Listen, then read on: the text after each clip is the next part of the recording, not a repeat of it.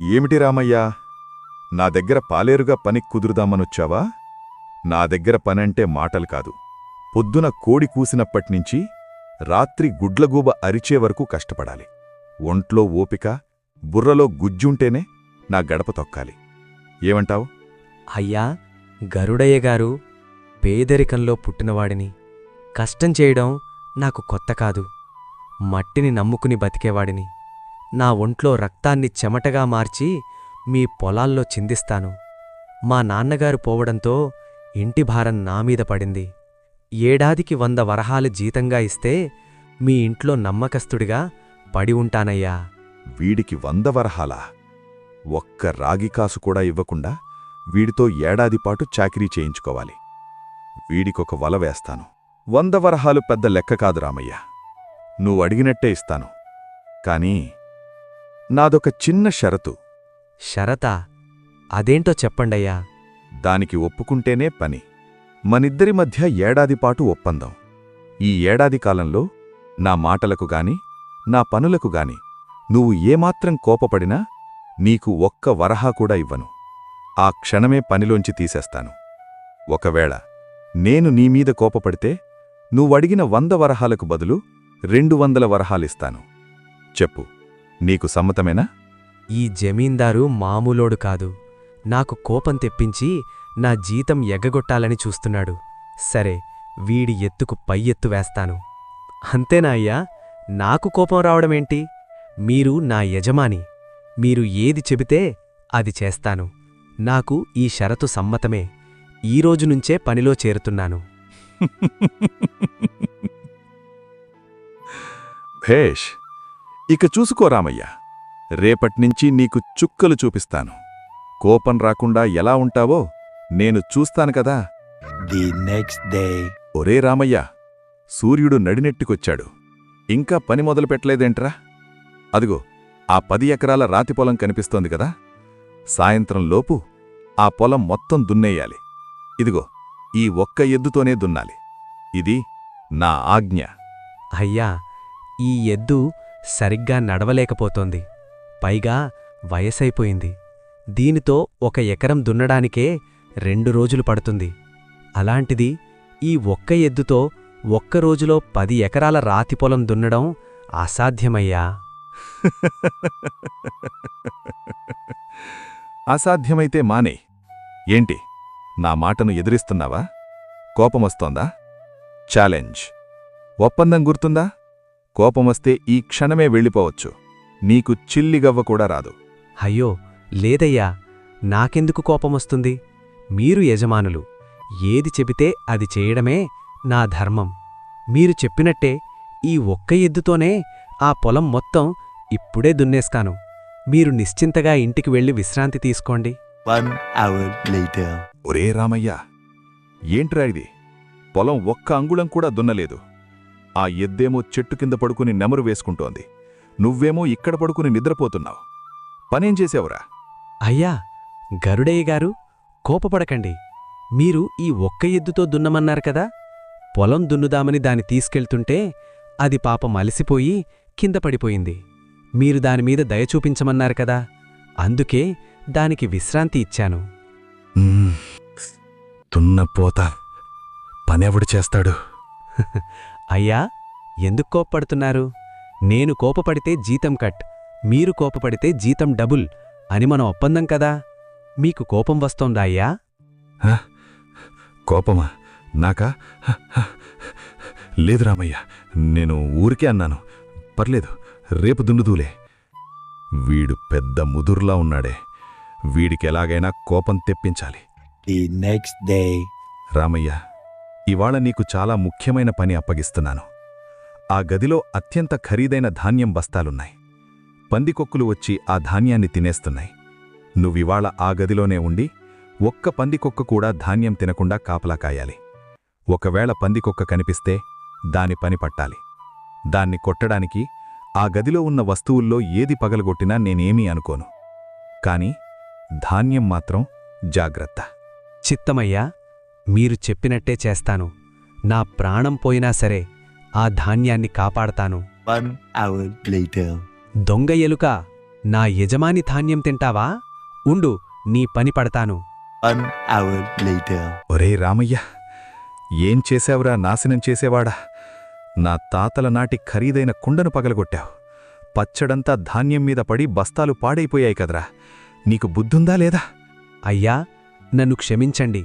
నేను కాపలా కాస్తుంటే ఒక పెద్ద పందికొక్కు వచ్చింది. అది నేరుగా ఆ కుండమీద కూర్చుంది. మీరు చెప్పారు కదా, దాని పని పట్టడానికి ఏది పగలగొట్టినా పర్లేదని. అందుకే నా ప్రాణాలకు తెగించి మీ ధాన్యాన్ని కాపాడడం కోసం ఆ పందికొక్కును కొట్టాను. దురదృష్టవశాత్తు అది తప్పించుకుంది. కుండ పగిలిపోయింది. అయినా మీ ధాన్యాన్ని ఆ పందికొక్కు తినకుండా కాపాడాను కదా అయ్యా. ఒరేయ్ రాక్షసుడా, ఒక ఎలుక కోసం నా 10,000 రూపాయల కుండ పగలగొడతావారా? నా ధాన్యమంతా నాశనం చేస్తావారా? నిన్ను చంపేస్తాన్రా. అయ్యా, ఎందుకు కోప్పడుతున్నారు? నేను కోపపడితే జీతం కట్, మీరు కోపపడితే జీతం డబుల్ అని మన ఒప్పందం కదా. మీకు కోపం వస్తోందా అయ్యా? సరే అయ్యా, నేను చేసింది తప్పే అనుకుందాం. కాని మన ఒప్పందం ప్రకారం ఎవరికి కోపం వస్తే వాళ్ళు ఓడిపోయినట్టు. మీరు నా మీద కోపపడి నన్ను తిట్టారు. కాబట్టి ఆ ఒప్పందం ప్రకారం మీరు నాకు 200 వరహాలు ఇవ్వాలి. అంటే ఇదంతా కావాలనే చేశావా? నాకే వలవేస్తావా? పద, సర్పంచ్ దగ్గరికే వెళదాం. నీ బండారం బయట పెడతాను. The next day. ఏమిటి గరుడయ్యా? ఈ రామయ్య చాలా మంచివాడు, కష్టపడి పనిచేసేవాడు. వీడిమీద ఎందుకు ఫిర్యాదు చేస్తున్నావు? అసలు మీ ఇద్దరి మధ్య గొడవేంటి? అయ్యా ధర్మయ్య గారు, వీడు పైకి అమాయకుడుగా కనిపిస్తున్నాడుగాని లోపల మహాకంత్రి. వీడు కావాలనే నా ఇంట్లో 10,000 రూపాయల కుండను పగలగొట్టాడు. నా ధాన్యం బస్తాలు నాశనం చేశాడు. వీడిని కఠినంగా శిక్షించి నా నష్టం వీడిచేత కట్టించండి. ఏమిటి రామయ్య, గరుడయ్య చెబుతున్నది నిజమేనా? ఎందుకలా చేశావు? సర్పంచ్ గారు, ఆయన రాసిక్కిన ఒప్పందపత్రం ఇదిగోండి. గరుడయ్యా, పేదవాళ్ల కష్టం దోచుకోవడానికి నువ్వు వేసిన ఈ కోపం షరతు గురించి ఊరందరికీ తెలుసు. ఎంతమందిని మోసం చేసి ఇలా జీతమివ్వకుండా పంపించేశావో నాకు తెలియదనుకున్నావా? దొంగ ఎత్తులకు పై ఎత్తు వేయడంలో రామయ్య నిన్ను మించిపోయాడు. ఒప్పందం ప్రకారం నువ్వు షరతు ఓడిపోయావు. రామయ్య నీ మాట విన్నాడు, కాని దాన్ని తన తెలివితో నీకే ఎదురు తిరిగేలా చేశాడు. అబద్ధం, నేనలా చెప్పలేదు. అంటే వీడు నా ఆస్తి నష్టం చేసినా నేను డబ్బులివ్వాలా? తప్పదు గరుడయ్యా, నువ్వు ఎదుటివారిని మోసం చెయ్యాలని చూశావు. ఆ మోసం నీకే ఎదురు తిరిగింది. వెంటనే రామయ్యకు ఒప్పందం ప్రకారం 200 వరహాలు చెల్లించు. లేదంటే ఊరి బహిష్కరణకు గురికావాల్సి వస్తుంది. తప్పు తెలుసుకున్నాను సర్పంచ్ గారు. నా అత్యాశే నాకు చేటు తెచ్చింది. ఇదిగో రామయ్య, నీ 200 వరహాలు. ధన్యవాదాలు గరుడయ్య గారు. శ్రమను దోచుకోవాలని చూస్తే బుద్ధిబలం దాన్ని ఎలా ఓడిస్తుందో ఇప్పుడర్థమైందా? మనిషికి ఆకలి తీరేంత ఆశ ఉండాలి, కాని ఎదుటివాడిని నాశనం చేసేంత అత్యాశ ఉండకూడదు. ఏరా సురేష్, ఉదయాన్నే కారుకి స్నానం చేయిస్తున్నావా? కొత్త కారు కదా, నీ ముఖంలో ఆ వెలుగు చూస్తుంటే నాక్కూడా సంతోషమేరా. అవును రవి, మొన్ననే దిగింది. లక్షలు పోసి కొన్నాం కదా, దుమ్ము పరితే బాగోదు. అయినా ఈ రోజుల్లో కారు లేకపోతే పరువు ఉంటుందా చెప్పు? కానీ ఒక మాట చెప్పనా? మన అవసరానికి మించి వస్తువులు కొంటే వాటిని వాడేది మనం కాదురా, వాటిని మోసేది మన భుజాలే. నా ఈ పాత బైక్ చూడు, 10 ఏళ్లయింది. షో లేదు, స్టేటస్ లేదు, కాని అప్పు లేదు, భయం లేదు. రాత్రి నిద్ర ప్రశాంతంగా ఉంటుంది. నీ ఆలోచనలంతా పాత చింతకాయ పచ్చడి రవి. లోకం మారిపోయింది. మనం దర్జాగా బ్రతకకపోతే ఎవరూ లెక్క చేయరు. సరే, నేను బయలుదేరుతున్నా. ఆఫీసులో అందరికీ పార్టీ ఇవ్వాలి కారు కొన్నందుకు. పరువు కోసం అప్పులు, అదే పెద్ద ఉచ్చుదేవుడా. వాడికి ఈ మాటలు దెబ్బ తగలకముందే అర్థమయ్యేలా చెయ్యి. The next day. ఇంటి ఖర్చులు లెక్క వేసుకుంటే జీతం సరిపోవడం లేదు. అడగాలంటే భయం, చెప్పాలంటే మాటలు రావడం లేదు. ఏడ్చినా లాభం లేదని తెలుసు. కాని ఒక్కసారైనా ఆయన అర్థం చేసుకుంటే అంతే దేవుడా, అంతే చాలు. ఏవండి, ఒక్క నిమిషం వినండి. ఈ నెల ఈఎంఐలు, బాబు ఫీజులు, మన చేతిలో ఉన్న డబ్బుకి ఇవి సరిపోవడం లేదు. అబ్బా, వచ్చావా?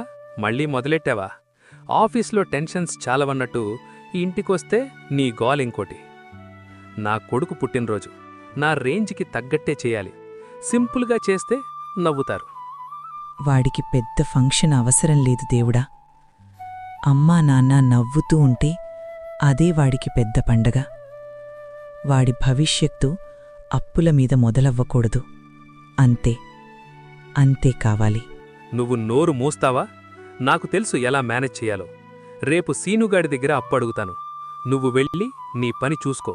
1 hour later. ఎరా, నీ ముఖంలో ఏదో భారంగా ఉంది. అన్నం కూడా ముట్టట్లేదు. ఏమైందిరా? ఏం లేదురా, బాబు బర్త్డే గురించే ఆలోచన. కోపం తెచ్చుకోకు. ఒక స్నేహితుడిగా చెబుతున్నా. నీ జీతమెంత? నీ ఈఎంఐలెంత? ఒక్కసారి నిజంగా లెక్క వేసుకుని చూసావా? మళ్ళీ మొదలుపెట్టావా? నీకు ఎప్పుడూ నా ఎదుగుదల నచ్చదు. నేను మేనేజ్ చేసుకోగలను అన్నాను కదా. ఇది ఎదుగుదల కాదు సురేష్, ఇది అప్పుల ఉచ్చు. పరుల మెప్పు కోసం బతకడం ఆపేయి. నీ స్తోమతేంటో నీకు తెలుసు. లేని గొప్పల కోసం ఉన్న ప్రశాంతతను తాకట్టు పెట్టద్దురా. నా పరువు నాది రవి. నీ సలహాలు నాకొద్దు. ఆర్భాటంగా ఫంక్షన్ చేయకపోతే ఎవరి జీవితం ఆగిపోదు. కానీ అప్పులు చేస్తే నీ జీవితం ఆగిపోతుంది. వినడు. దెబ్బ తగిలితే గాని మనిషికి బుద్ధి రాదు. అయ్యో, రండి రండి, మీరు రావడమే మాకు ఆనందం. సురేష్ గారు పార్టీ అదరగొట్టారు కదా, చాలా ఖర్చు పెట్టినట్టున్నారు. అవును, ఈ మధ్య బాగా సంపాదిస్తున్నట్టున్నారు. కారు కూడా తొత్తదేనట. క్యాటరింగ్ వాళ్ళు డబ్బు అడుగుతున్నారు. ఇప్పుడు నా దగ్గర డబ్బులు లేవు. రేపిస్తానని చెప్పు. వడ్డీగారు రేపొస్తానన్నారు. ఇప్పుడివన్నీ మాట్లాడుకో. అందరూ చూస్తున్నారు. గట్టిగా మాట్లాడుకో. నేను మాట్లాడకపోయినాయండి, ఈ అప్పులు మన జీవితంతో మాట్లాడుతూనే ఉన్నాయి. ఏదో ఒకటి చేస్తాలేవే. ఇప్పుడు నన్ను టెన్షన్ పెట్టకు. ఏమయ్యా సురేష్, ఫోన్ ఎత్తడానికి ఇంత టైం పడుతోందా? లెక్కలు వేసుకుంటున్నావా లేక తప్పించుకునే దారి చూస్తున్నావా? అన్నగారు, ప్లీజ్ నెమ్మదిగా మాట్లాడండి. పరువు పోతుంది. వచ్చే వారం ఖచ్చితంగా ఇచ్చేస్తాను. ఫంక్షన్ వల్ల కొంచెం టైట్ అయింది. నాకు కావాల్సింది ఒక్కటే, నా డబ్బు.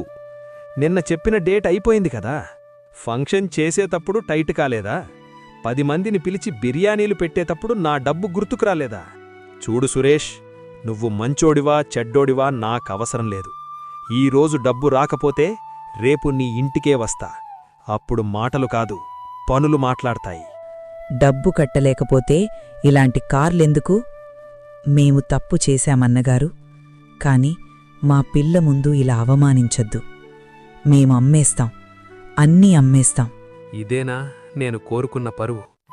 అందరి ముందు ఇలా అవమానం. 1 hour later. రవి, నేను నాశనమయ్యాన్రా. నా పరువు మొత్తం గంగలో కలిసింది. అందరి ముందు నన్ను దోషిలా చేశాడు. సరళ ముఖం చూడలేకపోతున్నాను. నువ్వు చెప్పినప్పుడే వినుంటే ఈరోజు ఈ పరిస్థితి వచ్చేది కాదు. ఇప్పుడు నీకు గుణపాఠం చెప్పడానికి రాలేదురా. నువ్వు పడిన బాధే నీకు అన్నీ నేర్పించింది. జరిగిపోయిన దాని గురించి ఇప్పుడు తలబాదుకుంటే ఏం ఉపయోగం లేదు. కాని ఇప్పటికైనా నిజం అర్థమైంది కదా, అదే పెద్ద గెలుపు. ఇప్పుడేం చేయాలరా? ఈ అప్పుల్నుంచి ఎలా బయటపడాలి? మొదట ఆ కొత్త కారు అమ్మే. కారు అమ్మేస్తే జనాలేమనుకుంటారో అనిపిస్తోందిరా. ఇంకా జనాలేమనుకుంటారు అంటావా? జనాలెవర్రా? నీ అప్పులు కడతారా? నీ పిల్లాడికి అన్నం పెడతారా? మన కుటుంబం ప్రశాంతంగా ఉందా? మన కడుపు నిండిందా? మన నిద్ర ప్రశాంతంగా ఉందా? అదే అసలు పరువు. గొప్పలకు పోయి ఉన్న పరువును బరువుగా మార్చుకోకు. కాని ఇప్పుడు అర్థమైంది. జనాల కోసం కాదు, మన కుటుంబం కోసం బ్రతకాలి. ఇకపై నా స్తోమతకు మించి ఒక్క రూపాయి కూడా ఖర్చు పెట్టను. భయపడకురా, కారమ్మితే లోకం కూలిపోదు, కాని అప్పులు తీరితే మనిషి మళ్ళీ పుడతాడు. నేనున్నా, నీతో పాటు నడుస్తా. సింపుల్గా బతకడం ఓటమి కాదు, అదే నిజమైన విజయం. నిజమైన స్నేహితుడివిరా నువ్వు. నన్ను కాపాడావు. The next day. సార్, మీరు కొని 3 నెలలే అయ్యుండొచ్చు, కానీ షోరూమ్ దాటి బయటకొస్తే రేటు పడిపోతుంది. పైగా ఇప్పుడు మార్కెట్ డౌన్ ఉంది. నేను చెప్పిన రేటుకు ఇస్తే ఇవ్వండి, లేదంటే లేదు. ఇంత తక్కువా సార్? ఈ కార్ కోసం లక్షల రూపాయలు కట్టాను. కనీసం నా అప్పులు తీర్చుకునేంతైనా ఇవ్వండి. చూడండి సార్, కారు చాలా బాగుంది, కండీషన్ కూడా కొత్తలాగే ఉంది. కానీ మార్కెట్కి సెంటిమెంట్స్ ఉండవు, మార్కెట్కి లెక్కలు మాత్రమే ఉంటాయి. డబ్బు కోసం కాదు సార్, నా ఆత్మగౌరవం కోసం అడుగుతున్నాను. నిజం చెప్పనా? ఇప్పుడు బేరాలాడడం మనకు లగ్జరీ కాదు, ప్రతిరోజూ వడ్డీ పెరుగుతోంది. ఈ కారు కన్నా నీ నిద్ర ఎక్కువ విలువైనదిరా. మీరు ఈ కారు కొన్నప్పుడు ఇది మీకు ఆనందమిచ్చుండొచ్చు, కానీ ఇప్పుడు అమ్ముతున్నప్పుడు ఇది మీకు నష్టం మాత్రమే ఇస్తుంది. నిజం చెప్పాలంటే సార్, ఈ కారు మీకు అవసరం కోసం కొనలేదు, ఇతరుల చూపు కోసం కొన్నారు. నేను ఈ లైన్లో 20 సంవత్సరాలుగా ఉన్నాను. ప్రతిరోజూ మీలాంటి వాళ్లనే చూస్తుంటాను. కొనేటప్పుడు అందరూ నవ్వుతారు, అమ్మేటప్పుడు మాత్రం ఏడుస్తారు. ఈ కీస్ మీ చేతిలో ఉన్నంతవరకు మీకు ఇది పరువులా అనిపిస్తుంది. నా చేతిలోకి వచ్చాక ఇది కేవలం సెకండ్ హ్యాండ్ వెహికల్ మాత్రమే. మీరు ఇంకా ఆలస్యం చేస్తే ఇంకా రేటు పడిపోతుంది, ఎందుకంటే మీకు డబ్బు అవసరముంది. అవసరమున్న మనిషికి మార్కెట్లో విలువ ఉండదు సార్, అవసరం మాత్రమే ఉంటుంది. ఇది సేల్ అగ్రిమెంట్. సంతకం పెట్టే ముందు ఒకసారి ఆలోచించండి. ఈ సంతకం కేవలం కారుని అమ్మడం కాదు, మీ జీవితంలో ఒక పెద్ద గుణపాఠం ప్రారంభం. నేను మిమ్మల్ని మోసం చేయడం లేదు సార్, మిమ్మల్ని వాస్తవానికి పరిచయం చేస్తున్నాను. ఇది నా కలల కారు రవి. అందరూ చూసి వీడెవడ్రా అనుకోవాలని కొన్నాను. ఇప్పుడిదే కారు నన్ను నేనే చూసుకోవడానికి భయపడేలా చేస్తోంది. కలల కారు పోతే మళ్ళీ కొనచ్చు, కాని మనసు విరిగితే మళ్ళీ అతికించుకోవడం చాలా కష్టం. సంతకం పెట్టరా, ఇది ఓటమి కాదు, ఇది మొదటి గెలుపు. సంతకం పెట్టండి. ఒక కల, ఒక సంతకంతో ఇలా ముగుస్తుందని ఎప్పుడూ అనుకోలేదు. తీసుకోండి సార్, ఇది కారు మాత్రమే కాదు, నా అహంకారం కూడా. The next day. ఏరా సురేష్ ఈ మధ్య బస్సులో వస్తున్నాడు, కొత్త కారు ఏమైంది? ఏముంది, ఈఎంఐలు కట్టలేక సీజ్ చేసుంటారు బ్యాంక్ వాళ్ళు. గొప్పలకు పోతే ఇలాగే ఉంటుంది. నిన్నటిదాకా రాజులా బిల్డప్ ఇచ్చాడు, ఇప్పుడు చూడు. మొన్న పార్టీ కూడా అప్పు చేసిచ్చాడట తెలుసా? పాపం వాళ్ళ ఆవిడకి ఎంత టెన్షనో. ఛీ, నా బతుకిలా నవ్వుల పాలైంది. నిన్నటిదాకా కారు ఉంది అని గౌరవించిన వాళ్లే ఈరోజు బస్సులో వస్తున్నాడు అని నవ్వుతున్నారు. ఏమైందండి? ముఖం ఎందుకలా ఉంది? ఈరోజు ఆఫీస్లో ఏమైనా జరిగిందా? మీరు వచ్చాక ఒక్క మాట కూడా మాట్లాడలేదు. నిన్ను చాలా కష్టపెట్టాను సరళ.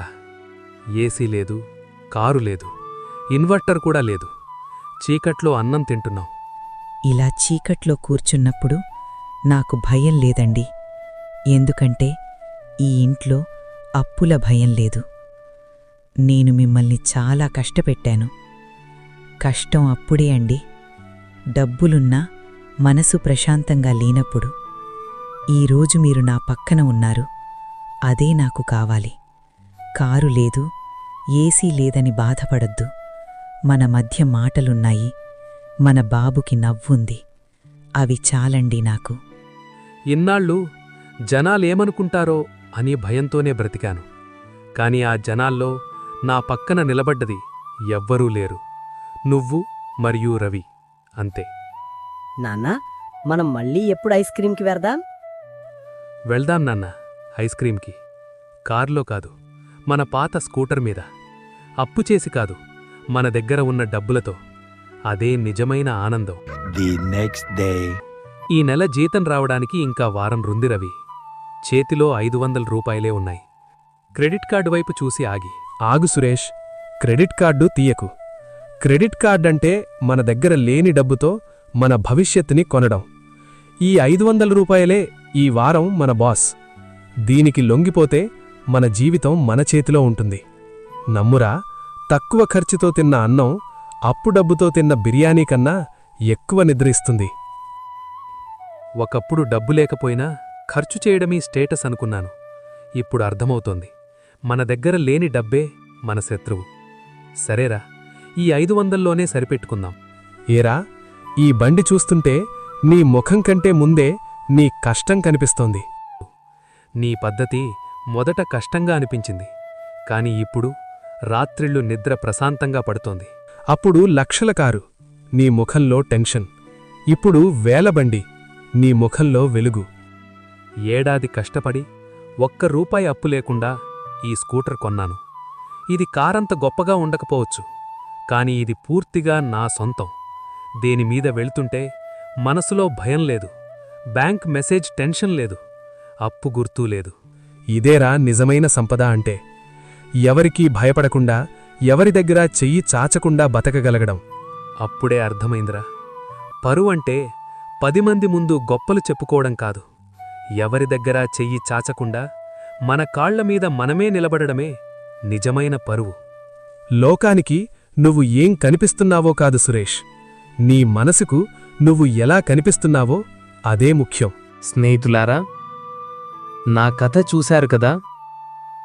సోషల్ స్టేటస్ కోసం, పక్కింటి వాళ్ళ మెప్పు కోసం మీ జీవితాలను తాకట్టు పెట్టకండి. ఉన్నంతలో సంతోషంగా బతకండి. అప్పు లేని జీవితమే నిజమైన స్వర్గం. ఈ కథ మీకు నచ్చితే ఒక లైక్ ఇవ్వండి. ఇలాంటి మంచి కథలు ఇంకా రావాలంటే నా ఛానల్ని సబ్స్క్రైబ్ చేయండి. మీ ఒక్క సపోర్ట్ నాకు పెద్ద మోటివేషన్. ఈ కథ మీకు నచ్చితే ఒక లైక్ ఇవ్వండి. ఇలాంటి మంచి కథలు ఇంకా రావాలంటే నా ఛానల్ని సబ్స్క్రైబ్ చేయండి. మీ ఒక్క సపోర్ట్ నాకు పెద్ద మోటివేషన్.